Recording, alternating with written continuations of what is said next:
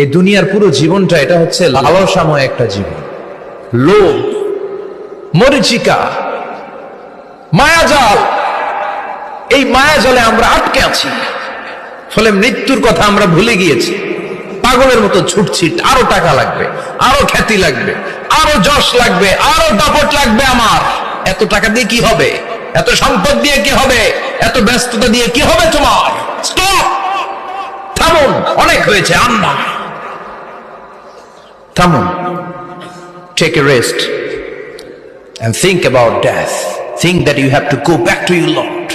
একটু বসেন না, একটু ভাবেন যে আমাকে চলে যেতে হবে, চলে যেতে হবে। এই কোলাহল, এই ব্যস্ততা, এগুলো থাকবে, থাকবো না আমি। সাইয়েদনা ওমর ফারুক বলেছেন, মুতু ক্বাবলা আন তামুতু, মরার আগে একবার মরো। হাসিবু ক্বাবলা আন তুহাসাবু আলাইকুম, তোমার হিসাব নেওয়ার আগে তুমি একবার নিজের হিসাবটা করো না।